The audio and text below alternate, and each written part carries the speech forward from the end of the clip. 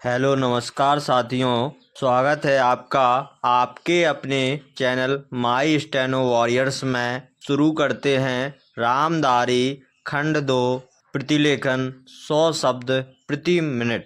Dictation start होगी 5 second बाद। Start.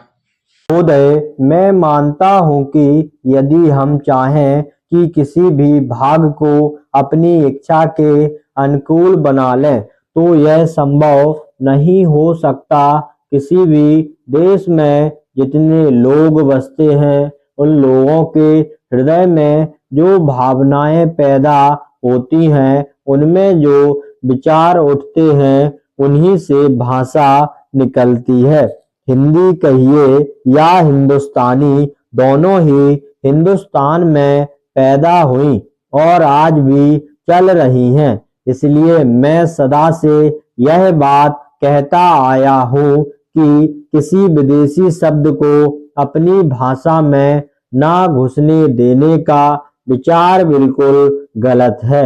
यदि कोई भी जीती जागती भाषा आगे बढ़ रही है, उन्नति कर रही है, तो उसमें बाहर के शब्द आए बिना नहीं रह सकते।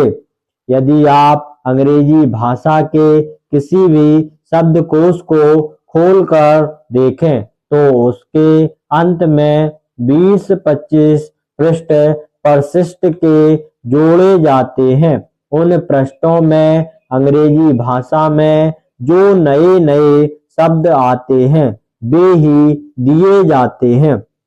कुछ दिन हुए मुझे चैम्बर्स का पुराना शब्दकोश मिल गया। मैंने देखा कि आज का चैम्बर्स शब्दकोश पुराने शब्दकोश से दुगना मोटा था।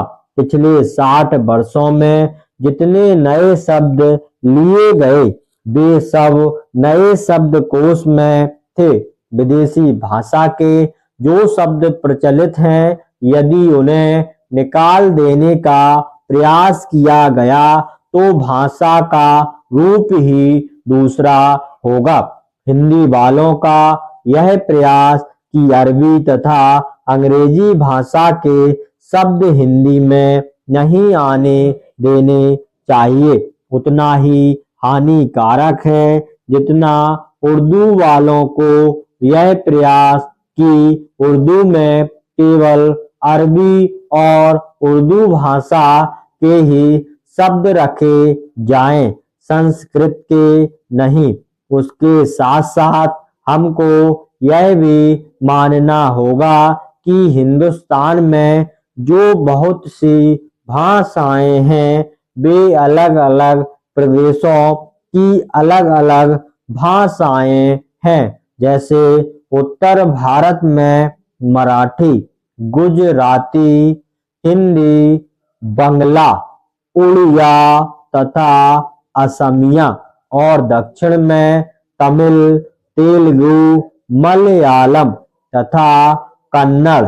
इन सब भाषाओं में संस्कृत के शब्द बहुत हैं। हिंदी को छोड़कर और किसी भी भाषा में उर्दू के शब्द नहीं मिलेंगे।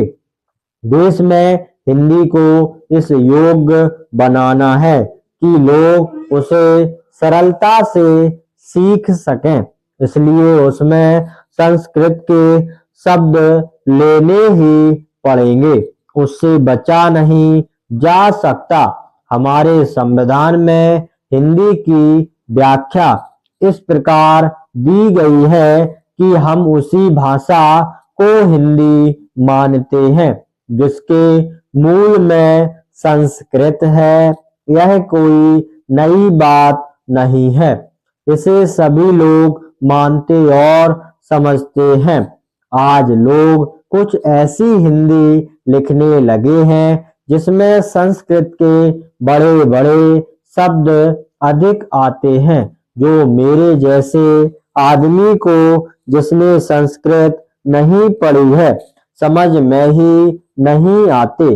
जो व्यक्ति संस्कृत या अरबी भाषाओं में से किसी को भी अधिक नहीं जानते, परंतु अच्छी हिंदी या हिंदुस्तानी लिख सकते हैं।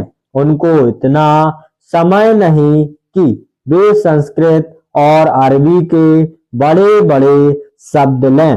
वे तो छोटे शब्दों में ही अपना काम निकाल लेते हैं। बड़े शब्द लेने हों तो वह दूसरी चीज है। स्टॉप।